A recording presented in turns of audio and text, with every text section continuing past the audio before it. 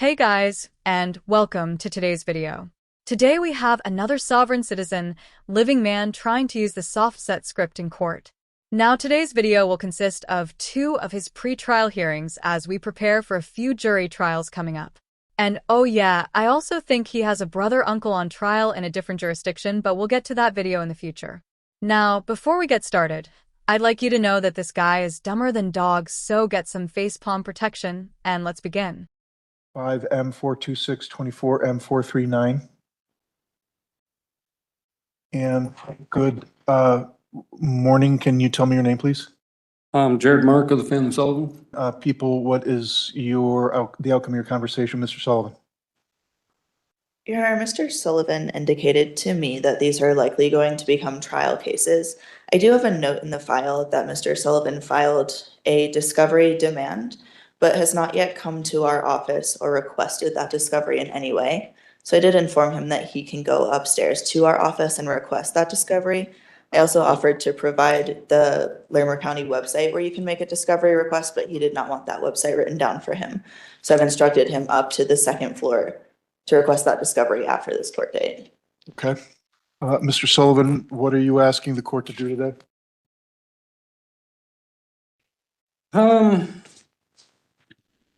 Well, I'd push for another dismissal based on failure to state a claim. Your motion to dismiss is settled, and I will no longer be considering any more motions based on the grounds you previously asserted. Well, and your response to that is just adding claims on the record that haven't been brought up by either parties. And it leaves the appearance that you're acting outside of the bounds of your duties as an independent third party.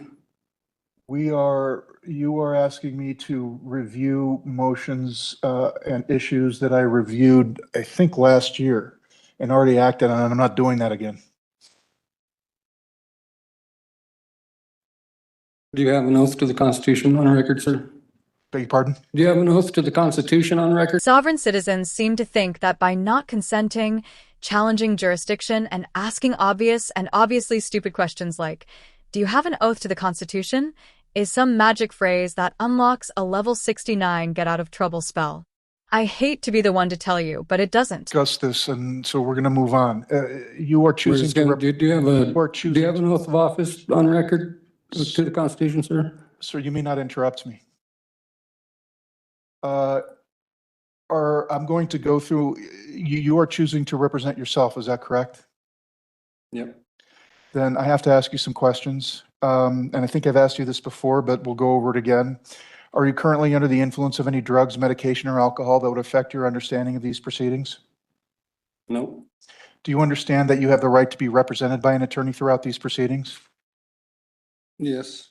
Do you understand that if you cannot afford an attorney, that an attorney can be provided to you at no charge to you if you qualify financially for that service? Yeah, we've already done that. I know, but do you understand that? Yeah. And do you understand that I would appoint counsel to represent you if you wanted an attorney to represent you, provided you meet that financial eligibility requirement? Do you understand that? Yes. Do you have any legal training? No. How far have you got in school? Some college? Do you understand that the criminal law is a complicated area and that an attorney trained in this field could be of great help in preparing and presenting and representing your defense? No, I don't understand that because I haven't seen evidence of it.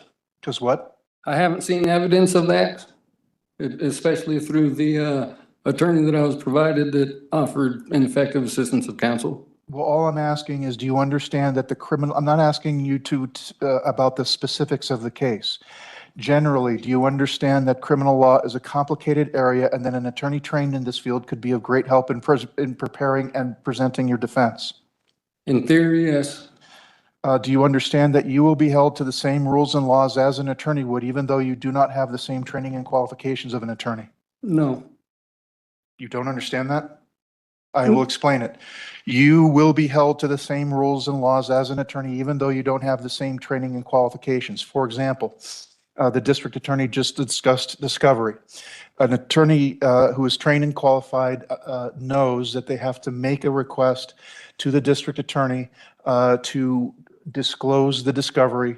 The district attorney doesn't just automatically provide it. Once they get that request, they will provide what they're required to provide under Rule 16 of the Colorado Rules of Criminal Procedure.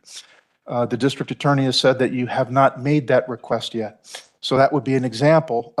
So if you came back at trial and told me they never gave you discovery, then I would hold you to the same rules and laws as an attorney would be held to, which is that if you didn't request it, then that's on you, not them. So that's an example of you being held to the same rules and laws as an attorney would, even though you do not have the same training and qualifications as an attorney. So do you understand that? I don't, because my attorney, the ineffective assistance of counsel that was provided by the court, had already requested that discovery. And I keep filing the same discovery requests because they refuse to release it. Exculpatory evidence. So I'm not, again, asking you, I just used an example from your case to illustrate the general idea. The general idea is, do you understand you will be held to the same rules and laws as an attorney would, even though you do not have the same training and qualifications as an attorney?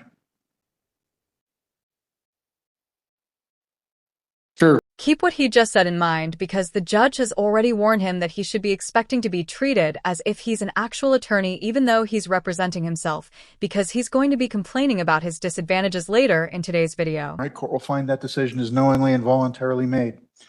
So in 25M426, what is your plea to obstructing a peace officer, guilty or, well, actually, I should probably have the people recite the last offer communicated to Mr. Sullivan on one or both of these cases if it's a global offer.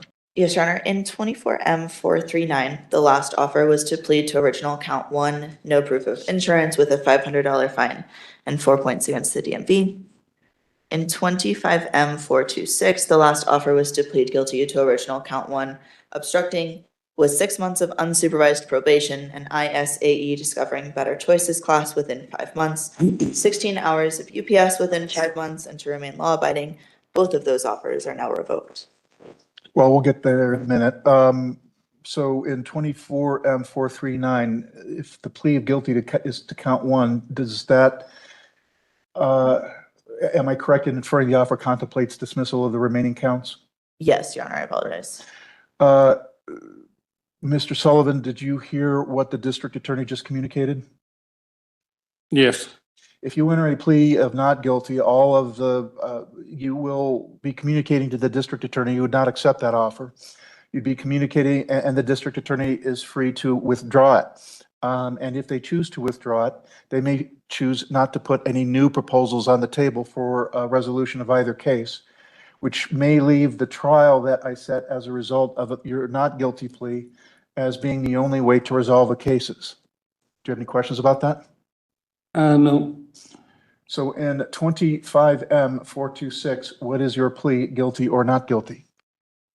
I do not consent to enter any plea on my behalf. I do not comprehend or understand how to enter a plea, as there is no injured party in this matter and no evidence of any contractual obligation requiring performance to follow the corporate state of Colorado statutes, codes, ordinances, and rules that are merely policies of the corporation acting as government under the color of law outside the bounds of the constitutions of the United States and the state of Colorado. All right, so it sounds like you're refusing to enter a plea. Is that correct? Yes, sir. Then the court will enter a not guilty plea on your behalf. On 24M439 to count 1, driving without insurance, count 2, obstructing a peace officer, count 3, driver's license refusal to display, count 4, fictitious plate. What are your pleas, guilty or not guilty? I do not consent to enter any plea on my behalf. I do not comprehend or understand how to enter a plea, as there is no injured party in this matter and no evidence of any contractual obligation requiring performance to follow the corporate state of Colorado statutes, codes, ordinances, and rules that are merely policies of the corporation acting as government under the color of law outside the bounds of the Constitution of the United States and Colorado State. So it's, am I also correct in inferring you are refusing to enter a plea in 24M439 as well. Yes, sir. Court will enter a not guilty plea on Mr. Sullivan's behalf. Are you requesting a trial to the court or a trial to a jury on these two cases? I'm demanding a trial by jury. All right. And are you planning on scheduling those back-to-back, Judge? Was that my understanding? I beg your pardon? Are these trials scheduled back-to-back? Right. So if one will go and the other one will get continued. All right. So that's the end of his initial appearance. He, of course, didn't please. So that means that his speedy trial clock hasn't even begun yet. Now we're going to head to his next appearance. And this is where his true ignorance shines in the spotlight. Mr. Sullivan, are you ready to proceed to trial? No, I don't believe so. Well, maybe on the 439 case. Yes, I know that. yes or no answer to know how to proceed next. Well, I was prepared. I didn't know we were splitting them back up. Beg pardon? I didn't know that we were splitting them back up. Why we're splitting them back up? Well, they're scheduled for the same day for this trial next week. Right. They wouldn't both go to trial at the same time. One or the other would go. Okay. Well, then, yeah, I can do 439. All right. And that 426, I'm still waiting for discovery and disclosure of witness names. Then I will note that the deadline for resolution is February 23rd at 12:30 PM. Will you be requesting the new reasonable doubt instruction? Yes, sir. The new reasonable doubt instruction reads as follows. Proof beyond a reasonable doubt is proof that leaves you firmly convinced of the defendant's guilt.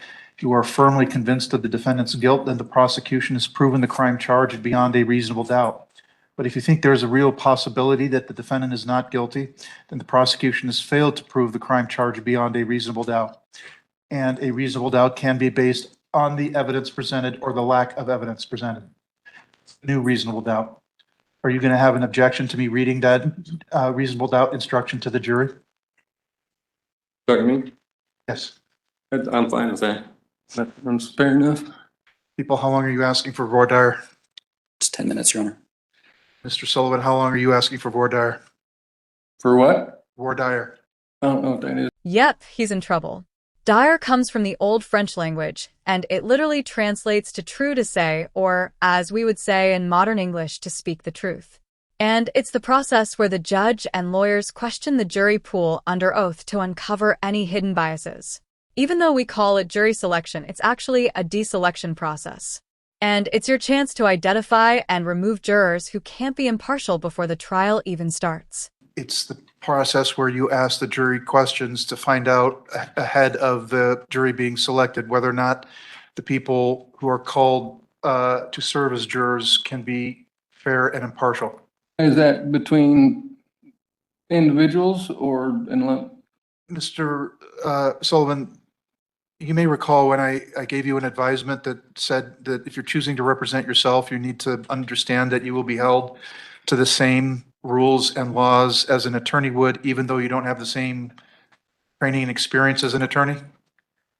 So I'm not planning, I'm really not able to coach you through this process.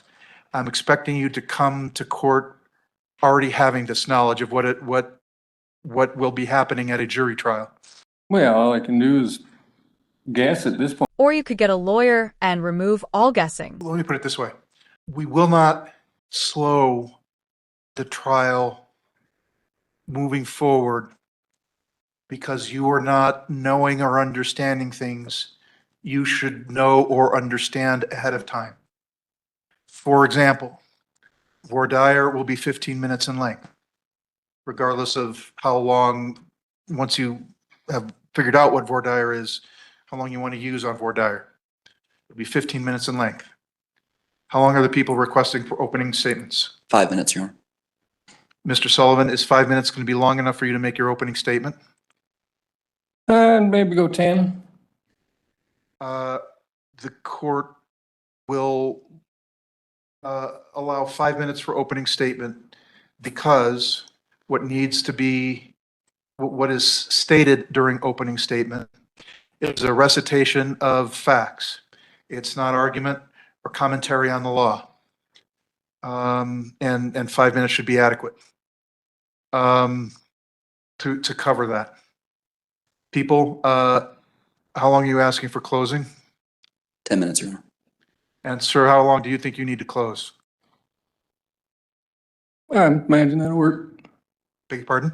I imagine, well, clearly you're just gonna say 10 minutes, so I'm gonna say 20 minutes. Because I'd rather have extra time, whether I need it or not, Well, I will allow than 15 getting cut minutes. short. I will allow 15 minutes for closing because there are 4 counts. Those counts do not all rely on the same evidence. So there may need to be a little bit more argument regarding how the facts fit or don't fit with those elements. Will any witnesses need special accommodations, people? No. Are you planning on using the courtroom technology? Yes, Your Honor. Mr. Sullivan, were you planning on using your computer to publish exhibits to the jury? To my knowledge, that's the only way to do it, is if I bring my own I equipment. don't understand what you're saying. To my knowledge, that's the only way to do it, is if I bring my own equipment, right?